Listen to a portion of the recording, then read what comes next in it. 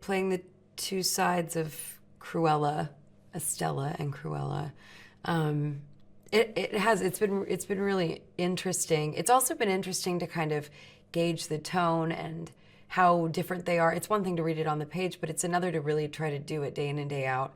How much of Cruella is in Estella and how much of Estella is in Cruella. But I think it's kind of fantastic because it's the personification of those two sides of her hair. You know, there's kind of like the dark and the light.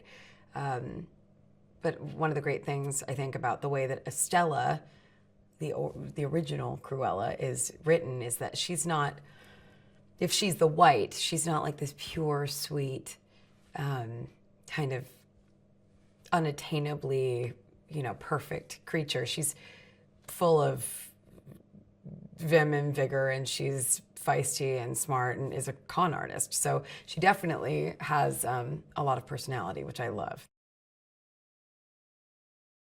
To first see the entire look of Cruella together, I have to admit I took a lot of pictures. I did a lot of my, like, you know, I don't have social media, but I would imagine that when you do and you want to take pictures of yourself, that was like my day as Cruella. It was a very narcissistic day, which is perfect for Cruella. It was so cool. It was so cool to see, you know, people that talented bring her to life in that way, and me get to just sit there and have this hair and makeup and these clothes put on me. It was, felt very lucky. I love that garbage dress. I hadn't seen it in person. I had seen pictures of it, so putting it on was just like mind-blowing, and a 40-foot train, and it's just, it's like things you only ever imagined and didn't think you would actually put on your body and carry behind you on a garbage truck. Yeah, and my favorite piece of clothing that they created was the coat at the very end of the movie. The coat in the last scene is just beyond stunning, and I am hoping they'll let me take it home with me, but I doubt it. Emma's character, the Baroness, is a dyed-in-the-wool, narcissistic, over-the-top, fashion-obsessed, Dalmatian-obsessed piece of work. And she's incredible to act with because A, she's Emma Thompson, but B, the character is just so hilarious and so cruel. And it's, yeah, I mean, I feel like she really, it's called Cruella, it's about the making of Cruella, but she really is the, as it is explained later in the movie, she really is the OG. It's more intimate, Jasper and Estella's bond. I think there is love there. And so I got to do a few scenes with Joel that were, you know, where we really get to look at each other and speak, and he's just so good. He's such a good actor. Always felt very lucky on those days. What I think Craig is really doing with this is something very fast-paced, very fun, filled with music, you know, filled with great dogs that are very expressive in a way that is just, I love watching. And yeah, I just hope it's a real blast for people.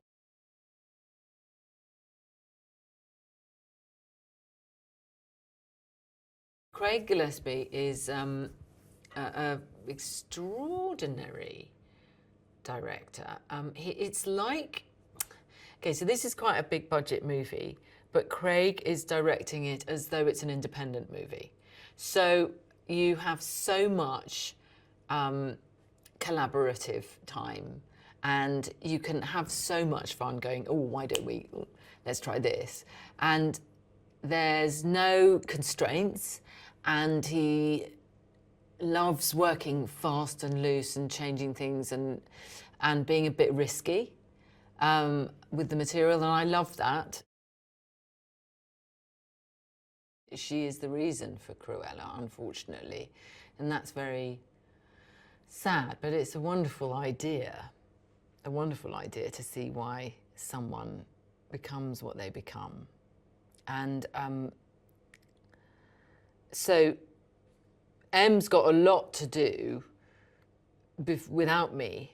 And yeah, of course, for her, the Baroness is a kind of dream personage, as someone who doesn't really exist. You know, she's the figure behind this extraordinary house of fashion.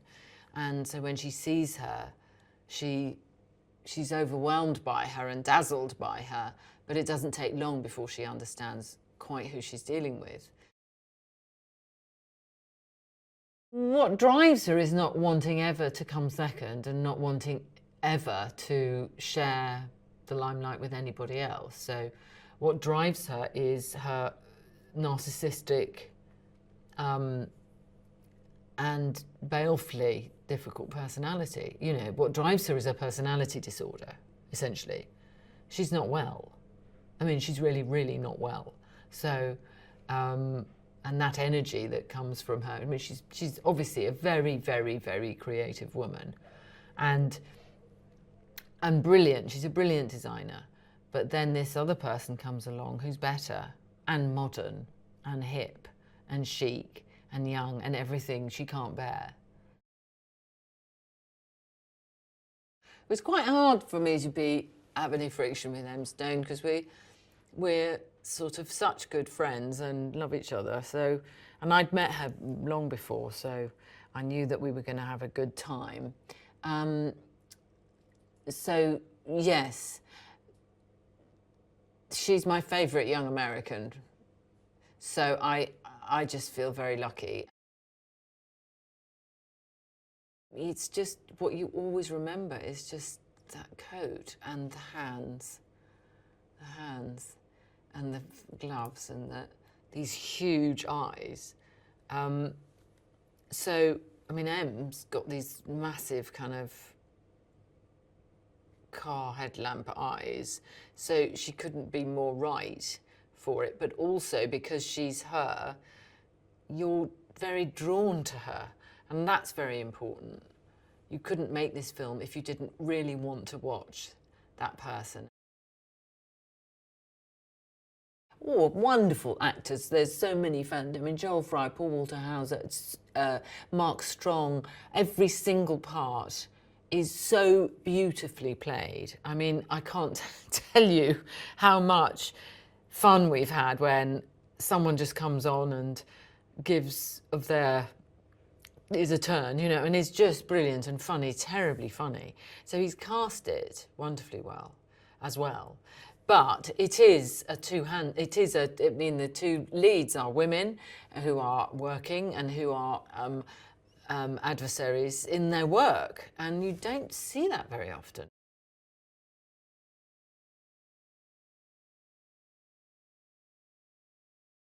John the Valet's, it's a mysterious character because he's part of the Baroness's entourage.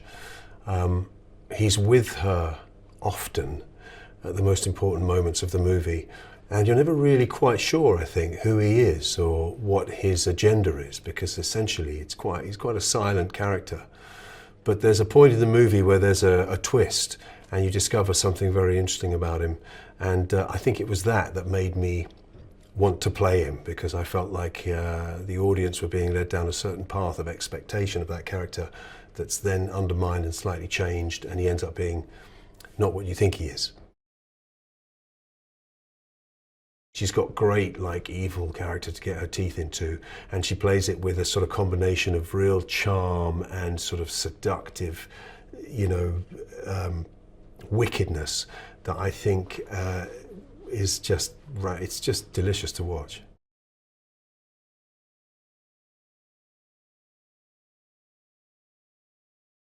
I'm really, really excited to be involved in Cruella. It's a really cool project, and I remember watching the cartoon as a kid and feel like being very, I don't know, I think very intrigued by the idea of this kind of like woman, this slightly manic woman on the edge, and I think just the way she looked was always so fun. So the fact that a live action movie has been made and I can be part of it is really, really cool. We first meet Anita at one of the Baroness's balls, and she's a reporter. She's a sort of young up-and-comer. She's very ambitious. She's also pretty smart, and she kind of falls in between the two ladies. You know, you've got the Baroness, who is kind of really calculated and really, I mean, they're all, I think what's lovely is that all the women are very intelligent in this, but she's very, you know, she's kind of like, I guess, the baddie. And then you have Estella, who also kind of has this slightly dark side. And I think Anita falls right in between, where she kind of understands them both, but isn't the same as either of them. I think what's brilliant about it is that you think you know the Cruella de Vil story, because we've had a couple of movies, and we had the I think it was 1961, the original. So I think people's idea of Cruella is that she is this sort of really mean, unhinged woman, and she treats animals poorly and things like that. But I think what they're gonna get from this that they maybe didn't expect was seeing how she came to be and seeing like the human side of her. I think the movie is really good at showing like a fully fleshed out human being, rather than just somewhat a caricature that we've seen in previous iterations.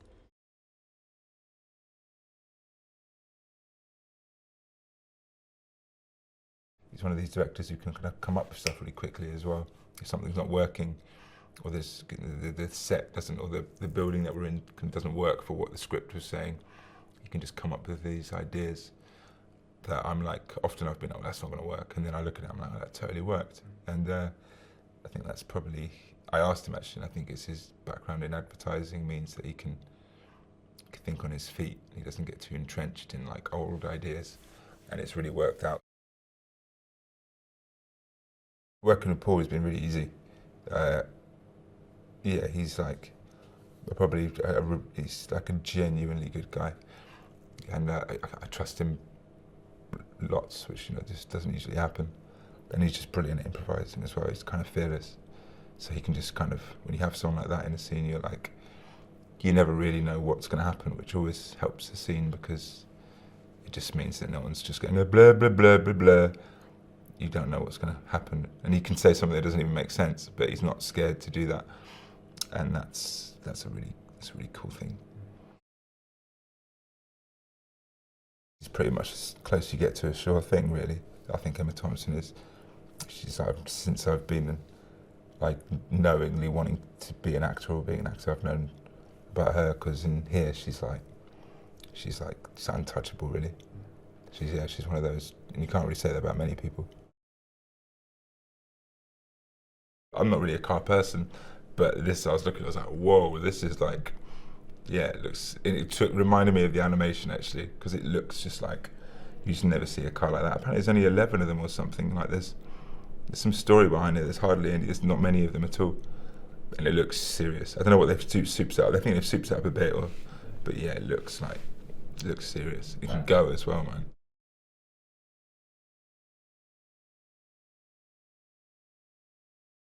Craig, the director, and I had a conversation actually at the beginning about why Artie's relationship to Cruella was specific, in the sense that creative people can be temperamental, and she has her fair share of mood swings because she's so filled with passion and life that's sometimes something that Jasper and Horace have a harder time understanding as to why. And I think there's also some statement in there about a woman being the boss over these two men and how comfortable they are with that. But I think my character Artie really understands where that is coming from, because when you have all these ideas bursting to get out and they can't, sometimes it comes out in the wrong avenue with a bit of attitude.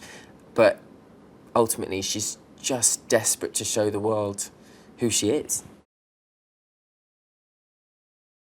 What's been wonderful about shooting this has been the scale of it, because and the varying scale of it, because someday you can be on a massive set like in the interior of Hellman Hall or at the fashion show, and then other days you could be shooting a really intimate scene like in Artie's shop, and just because the scale does get really, really massive doesn't mean that any of the intimacies get lost, because all that character work is really embedded into it. So it's just another brilliant element that's added on top of everything else. You really do feel like you're stepping into a time warp, I guess. Cruella's lair is it's vast and shabby and downtrodden, but also still has that element of punk and anarchic freedom to it. And then my shop was one of my favourite places to shoot, obviously, because it was just filled with these little trinkets and details down to the very last, you know, tiny, minute thing that perhaps you wouldn't notice at first glance, but if you really had a great look around, you'd see how much work went into stuff like that. The music really informs the film because of the period, and the period being the 70s, which is such an interesting time visually, but also sonically, because doing my research into the character, it was kind of hard to work out who was feeding into who the most. I think the fashion was really influencing the music, and the music was really influencing the fashion.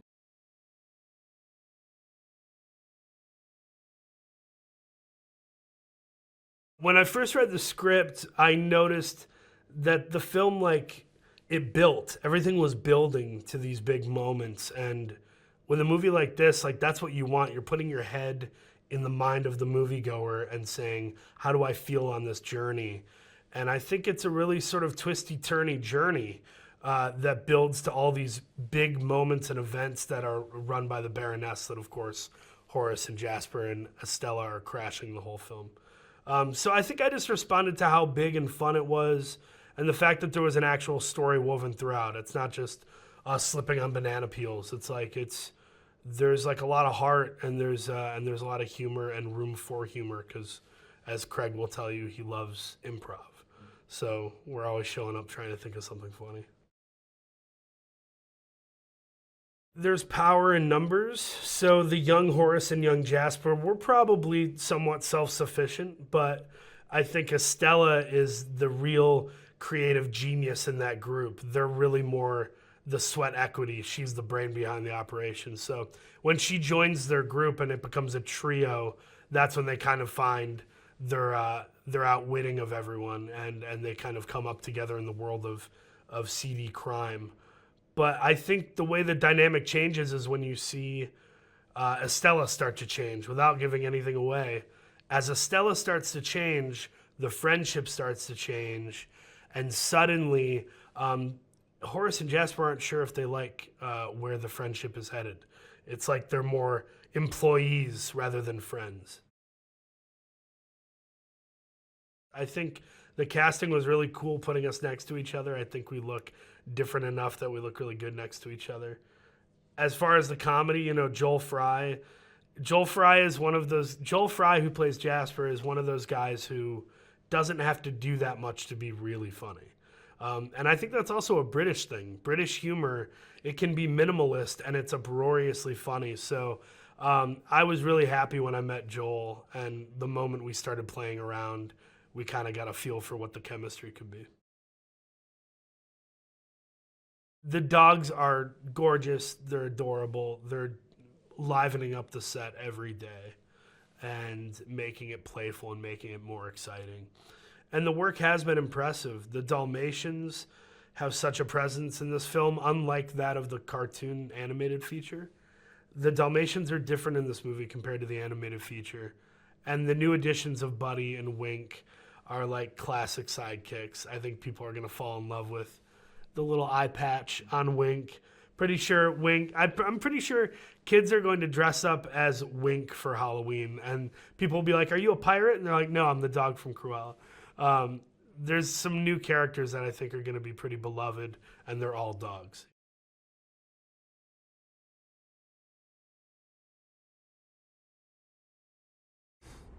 I couldn't imagine anybody else doing this. It's like the one thing I loved, and it was in Tony's writing, and Emma really wanted her as well, is this dance between the humor and the drama. And I can't think of anybody that can do it better. And like, dramatically, she's amazing, and she's so accessible and just moving to watch.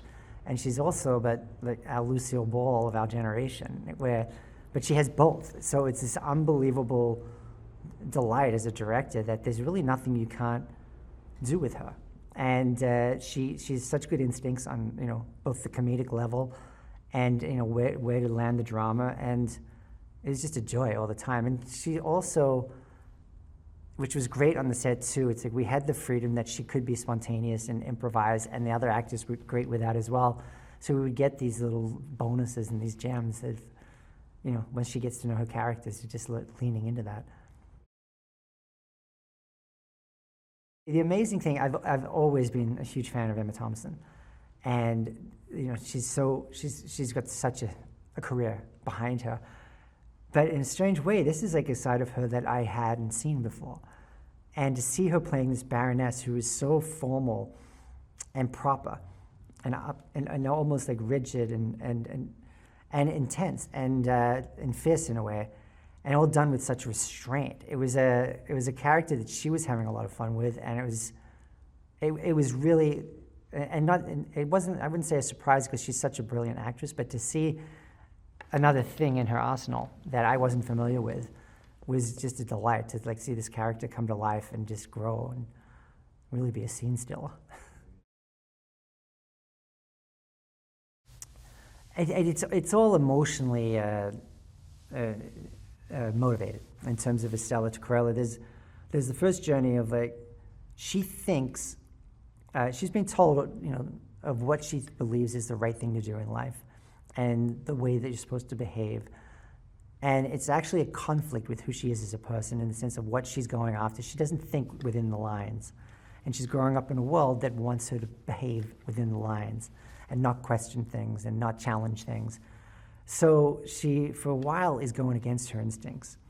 And that's where she really suffers the most. And it's not until she really leans into who she is as a person, and regardless of the repercussions, that she really starts to thrive. And that's partly what the Cruella side of her is. The part of that she leans into it for, the motivations, unfortunately, are kind of dark and sinister. That's when she really needs that superpower that she has, you know, with her talent. So that's where it gets complex, and you know, her character gets interesting. Fashion was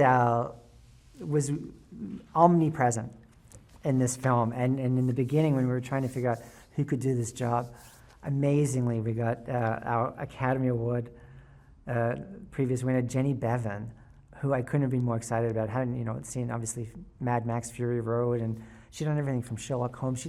She's done it all. And we had such a tall order with this show that I couldn't think of anybody, you know, more appropriate for it. And she absolutely nailed it. And it was kind of astonishing at times because she came in with not much time, honestly, and the amount of outfits that she had to figure out, and they really had to be a statement. And I know she even said it herself. This film was actually much more complex from the costume side, because not only were we doing characters and having to create characters with costume, they were both fashion designers, so they both needed their whole fashion line that I knew the audience would be very critical about. It's like, and it has the risk of taking you out of the movie. So in some ways, we spent more time on the fashion lines than the actual characters, because that's you know, something she's been doing forever. And so trying to figure out what could we do that felt both current and of the time, and didn't take you out of the film, and you know, people's critical eye wouldn't be like losing faith in our characters and, you know, their performances. It was a tall order, and she absolutely delivered. I mean, immediately when it was 1970s London, it's a wealth of music going on in that period, and I knew there would be a lot of music in this. It helps set up the setting of where we are, and the time period. You know, being able to play the Clash. You know, coming into some of these scenes, and Blondie, and like it's like all that stuff that we're striving for with the sort of the attitude and that punk nature, we get to lean into there. And I also just loved music and songs in the sense of like the juxtaposition. It's very much a Scorsese thing you'd see, where you're putting songs against scenes that you don't expect. And it takes it to a different level, like where you're seeing something that feels like it's emotional and there's something kind of aggressive against it, something that's a little chaotic, and then we have something that's that it feels sweet and light, you know. And it sort of throws the perception, and I love doing that within the film. It's like, I think we end up having like 48 songs in the range. You know, we've got Doris Day to the Doors and the Queen, and it's literally all over the map. And there was actually a sense of playfulness that we leaned into with the Baroness, with, you know, I Get Ideas and Perhaps, and that again is going against her sinister nature, and I like that light touch that we had. And it was just so much fun with Cruella's character, that she's, you know, fully ingrained in this punk sensibility, and there's so much music to be had for that.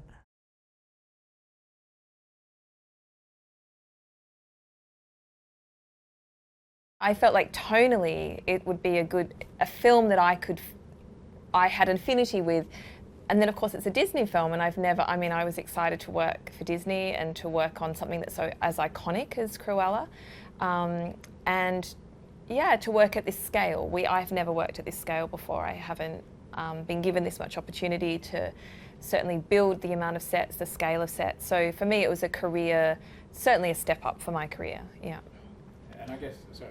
Well, I was just going to say, we really liked as well that it was rooted in a reality.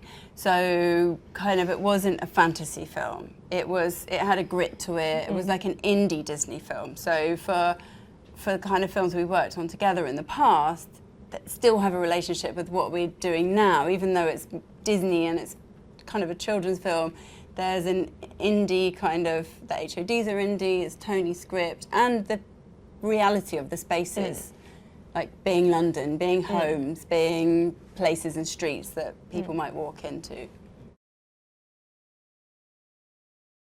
He came with a series of images that sort of laid out his intent in a way, and it was pretty clear from those images the direction that he wanted to take.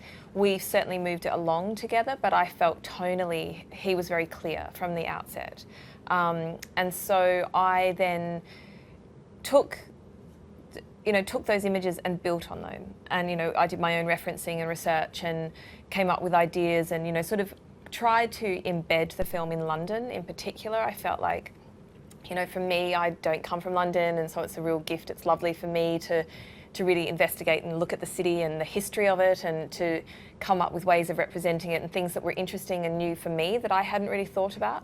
And so I built that kind of, in a way, it's sort of like I do a sweep of imagery, and then I, for each set and each sort of like visual beat of the film, I'll put in like a framework, and then I start working with Alice, and we like get into the detail and we flesh it out, and, you know, come up and we bounce bounce everything back and forth.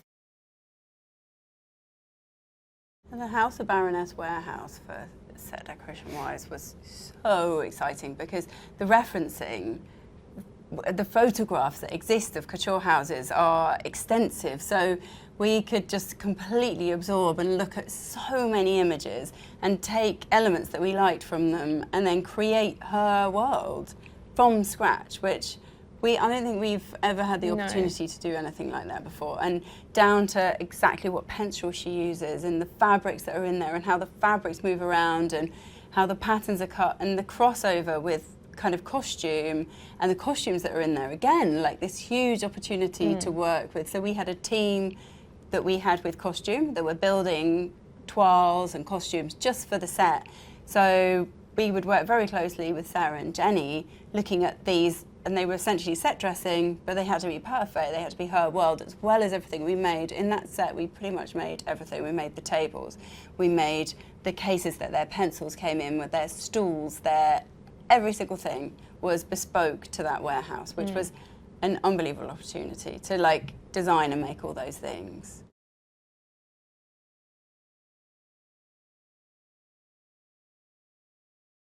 Craig was very keen in the beginning for it to have this punky vibe, so we're in the 70s, and for her to be quite punky. But I think if you research that, it's the punk that people think is that was actually slightly later in the 80s. So the punk that we were looking at, it's a very kind of home done look. It's not big colourful mohawks. It's kind of just before that. It's there was a real music scene around the time, and so it's kind of in that world, and it's that, and actually what fits in really well is that it's very Vivienne Westwood.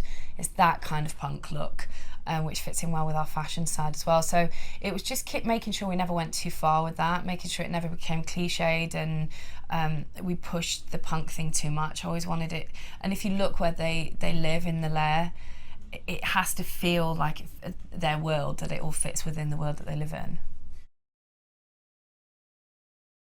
What I love about all their different looks is how far we were able to go with them and how different they all are as well. I always kept thinking of her as a kind of master of disguise for a lot of the film, really. So the greatest thing was the difference in all of them.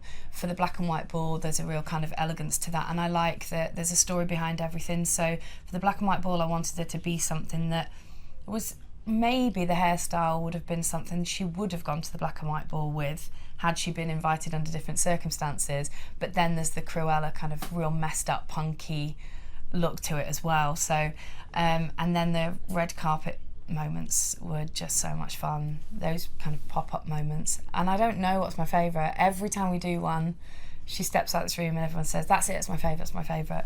But again, I wanted them to look very different. So for the future, she arrives on a motorbike, the costume's sort of more masculine, it's harder, so to have almost like a graffiti written across her face.